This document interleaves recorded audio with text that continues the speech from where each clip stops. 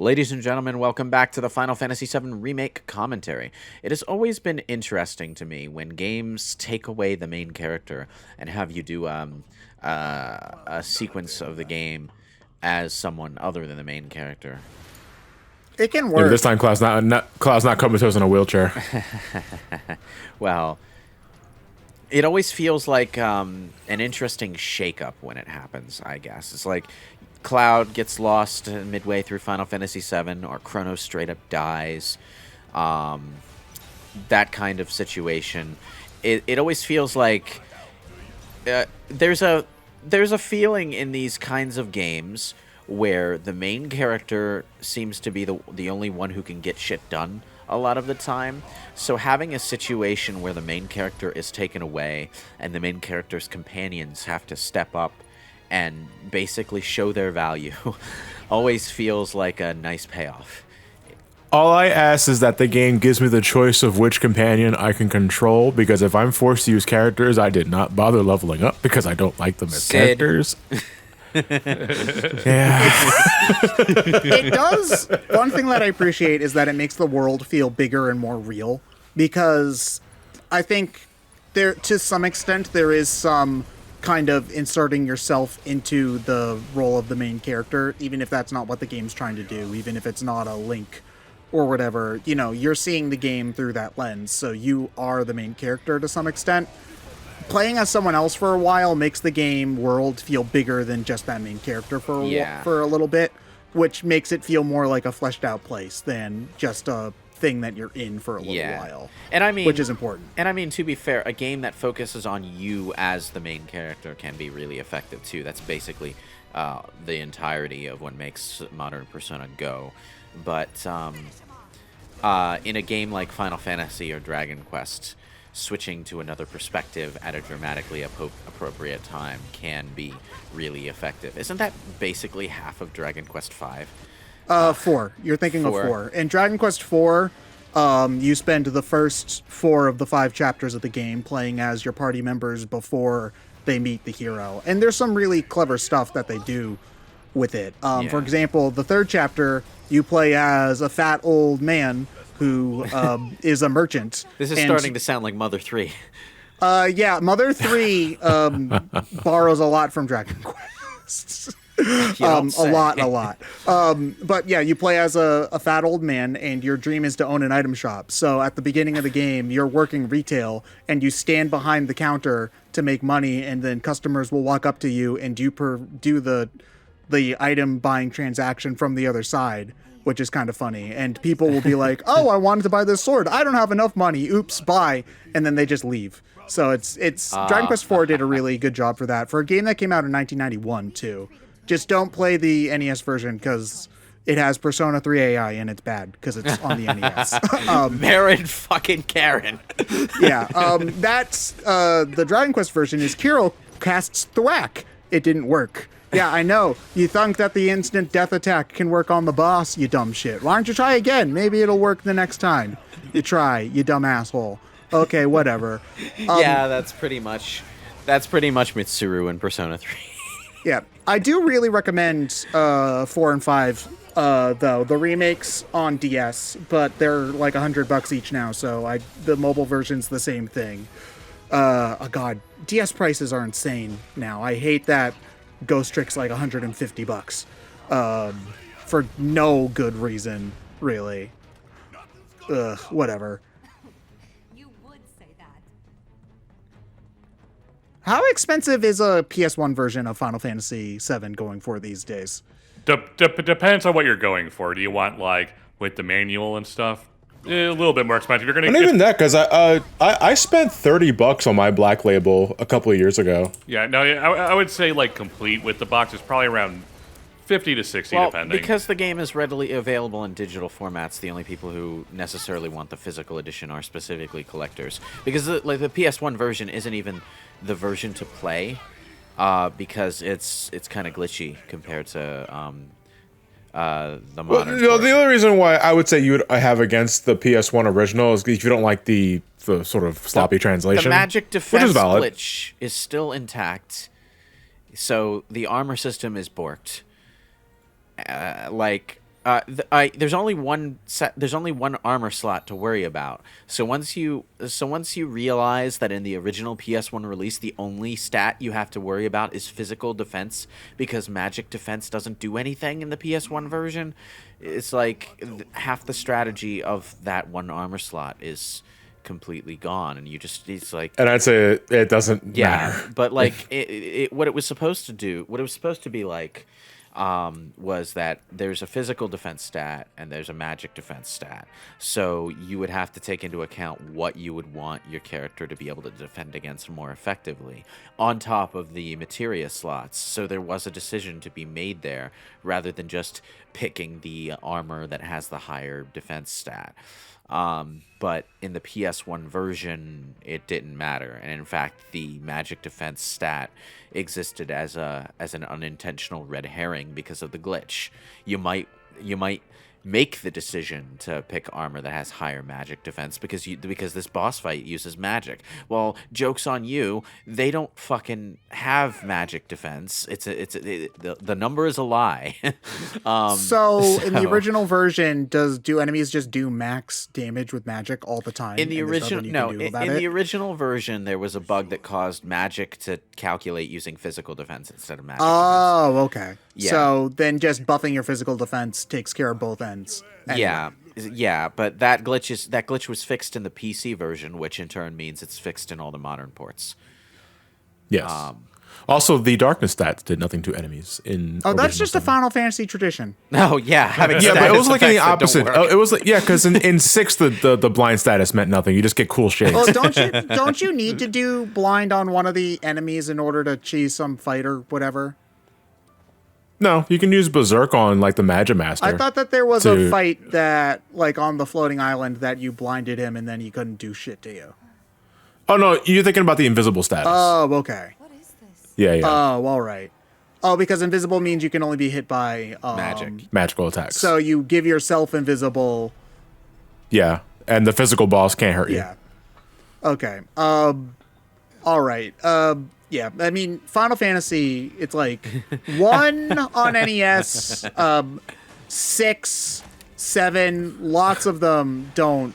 The status All Final Fantasies have a glitch. No, I would argue all Final Fantasies have some sort of glitch that some are more obvious than others. I mean, 1 is easy because that's. But I can't remember anything in like 4 as obvious as like straight up not working status effects. I think from 8 onward, all of the status effects and stuff function as intended. So it stops being an issue, but 7, yeah, it has a stat that just doesn't work. Anyway, if you're wondering why I faded forward into the boss fight, it's because I lost. And I wanted to show what happens when you lose this boss fight, because it's fucking infuriating. Is there like a special game over screen? No, there's no special game over screen. It's infuriating in a bad game design way. Oh, okay. But it's also the only time so far that I've summoned Chocobo and Moogle, so I got a chance to show that off too. They're just kind of standing there, you know? Oh, okay, now they're gone. Cool, thanks, bros. Oh, now they're back. The amazing teleporting Chocobo. Okay, so like if it was wandering around summoning fire tornadoes and Chocobo just walks forward and pecks you twice. Notice that I select retry from last battle. That is what I selected. Does it bring you back to a previous battle that you... So, I selected retry from last battle. This is a multi-tier boss fight. It has several waves of mook enemies, and then the boss appears, and then the boss has 2 phases. And I died on the 3rd phase. So... I have a loading screen. I love it when loading screens in our commentaries like make it so we can't make our fucking point. And it brought me back to the checkpoint before the cutscene, before the autosave. Why? If I say retry from last battle, that means start the battle over, and that's what it usually does.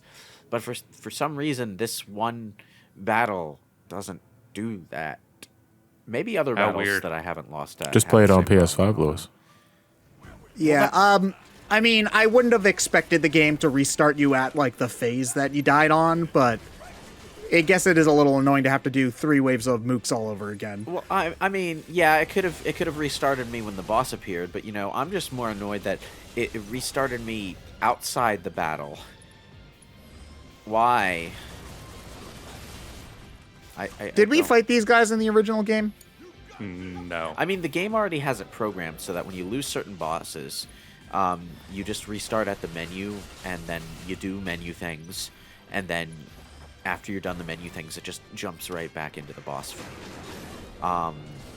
But for some reason, that's not a thing here, and I don't really get why that is. But yeah, okay. So my big mistake in my first attempt at this boss was that I forgot that there was a boss, so I wasted all my MP on the mooks. So the thing is that in the third phase of the boss fight, the boss summons adds more of these mook enemies, the unknown entities, but it also gives them immunity to physical attacks after a point. So you have to use your magic to kill them. If you don't, the enemies cast lightning magic on the boss, and it absorbs lightning magic, so it counts as a heal spell. I think that's what's happening anyway. The unknown entities are easy enough to kill, but once they have that physical immunity during the third phase, they become something of a headache. They are weak to ice, so the fastest way to kill them is kind of a slow spell to cast.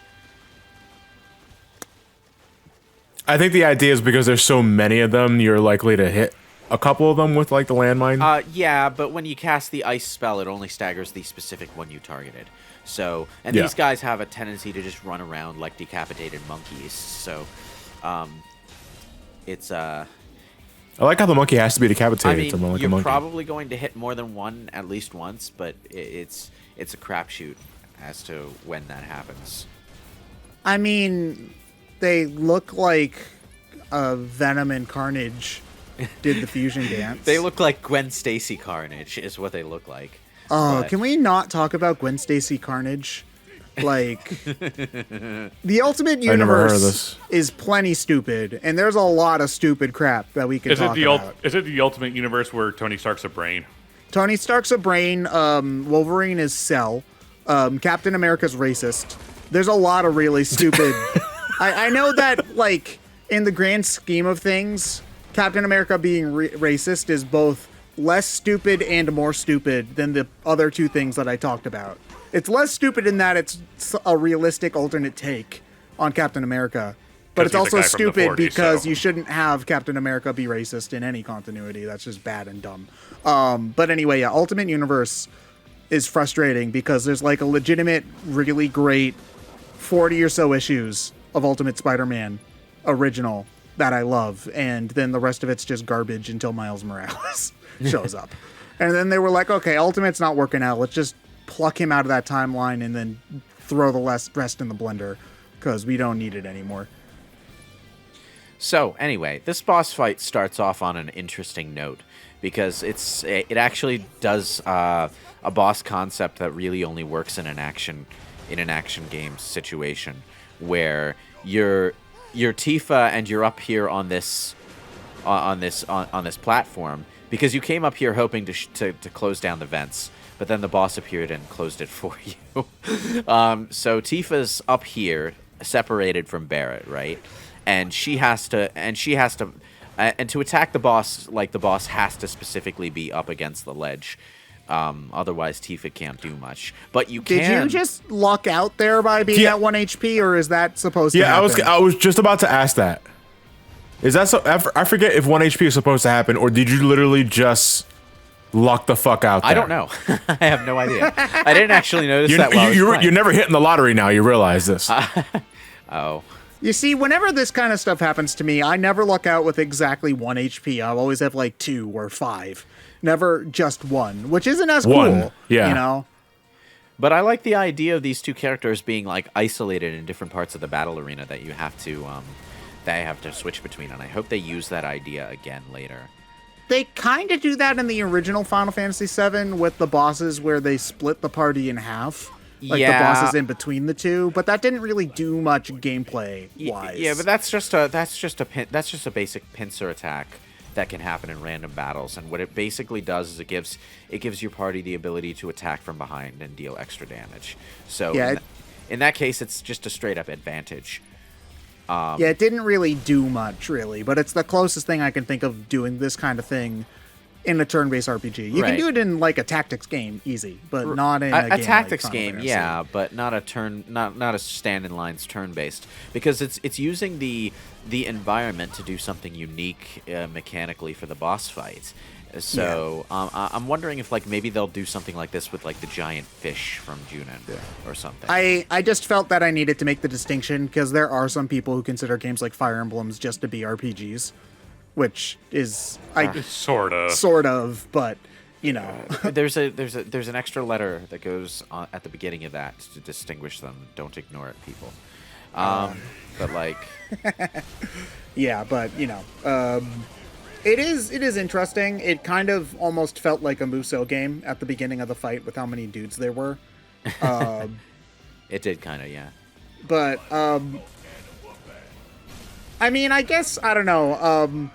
I'm not as stuck on the idea that the Final Fantasy remake needed to be an RPG as much, really. Like, I guess I'm more okay with it being action bent, I suppose. I don't know what the general consensus on the community was about the change in direction from it being an RPG to mostly an action RPG. I mean, the worry was since Nomura is kind of the guy in charge, it's like, oh, it's just going to be Kingdom Hearts again. Yeah, and this doesn't really look like Kingdom Hearts to me so far. No, it's not. It's just that was the worry. I see. I was never really worried about the battle system because I thought Kingdom Hearts from the get-go was okay. Maybe this is just my very limited experience with Kingdom Hearts, but I didn't like the controls in the battle from what I played at Kingdom Hearts 1. The battle flow always felt wrong to me in Kingdom Hearts. I didn't like the impact. I thought that you didn't have a lot of oomph to I'll say right now, any sort of issues you have with the combat in 1 is made way better in 2. Oh, you see, I don't think I would like 2's combat very much because it looks like a bunch of flippy-dippy nonsense. It can be. It becomes flippy-dippy nonsense in the games after 2, but it's mechanically very solid in 2 yeah, specifically. it is a very rich action RPG. Yeah. But yeah. Also, a lot of the really flippy-dippy stuff comes from the drive system rather than the regular combat. So it's satisfying in that it happens once in a blue moon. But isn't that like the whole point of the combat is to fill up that meter so you can do flippy nonsense? Well, it's more like you have a limit break that is a transformation rather than a super move. Okay. So it's like if you have the opportunity to do it, by all means. Of course, there is a small chance of getting the failure form. Anti-Sora, yes, which is Isn't interesting and creepy when it happens. Isn't that still really powerful and good though? You can lay out the hits, you can't kill anything, and your defense goes to shit. Wait, so you can't kill anything? So You can't kill bosses. It becomes a potential high risk, high reward situation when it happens, but it's also something that you have no control over. So when it does happen, there's no guarantee it'll happen at an opportune time. So it's a bit of a gamble, and it's just a little fun niggle that gets thrown into the mix. God damn it, Kingdom Hearts 2 had a lot of good ideas. But I managed to finish off a boss with a summon. Huh. Neat. Oh. And Fat Chocobo of all of them. Oh, and this boss drops a new weapon for Tifa, so that's a thing. Oh, wait a I'm here to- killing Damn blow. it, God, Cloud. you're such Wow. an asshole. I get the XP. I did that. You did that? I did that. I did that. The interesting thing about this particular Wait. location within the game's world, though, is that it is a location that the Whispers really do not want Cloud to be. What? Where did that Samus power beam nonsense come It's from? his limit break. That's Limit Break. It's a big shot. Yeah. I mean, I used it during the boss battle, didn't you notice? It was big shot in the original game, and here it's just fire. in Ted, the were hole. you playing Trauma Center again? No, you wouldn't be able to miss it if I was playing Trauma Center, because like I'd be well, you can't see me waving my arms around, but also I'd have to turn the Wii U on, and I'd be like going, because I'm too lazy to like get up and walk over to it. to press the on button, so I'd just lean over and groan a whole bunch. So anyway, as I was saying, this is a location that the Whispers really do not want Cloud to be. Oh God. Were those? This looks awfully familiar. How do you know that, Cloud? It's like he knows that Shinra experiments on humans because that's part of the backstory he knows through Zack's eyes. But actually seeing a human being like sitting In the tube. sitting in a test Inside a tube capsule. like this Yeah. brings back a memory that. He's not supposed to have yet. And this is the first of two situations where Cloud almost but doesn't quite remember his real past, and the Whispers have to go, "Oh no, oh no, oh no!" We Spoiler gotta alert, shut spoiler this alert, shit spoiler down alert. now. Reading the last page first. He's reading the last page You're first. not supposed to know this for another 15 hours. So yeah, And we're just not gonna walk back and try again. Oh, we will. I mean, that later. was all the way over there, Ted. they whisk us all the way back, like straight out of the laboratory. But the reason we don't go back in is because I guess realizing that they needed a reason to keep us here, instead of killing Wedge or putting him in a deadly situation, they left Wedge with us so that we'd have Fine, take your consolation prize. Forget what you saw here. yeah, so that the characters would have this injured companion that they need to take care of, rather than going back and I mean, and they could have just investigating. given us the lift out of there when we first fell in, I guess. But, you know, Because they didn't realize it was about to happen, and that seems to be one of the Whisper's limitations, is that they only have a strong reaction when something is on the verge of changing history. They also only know the future that's supposed to be, so they can't predict what's going to happen that's off the rails. Yeah.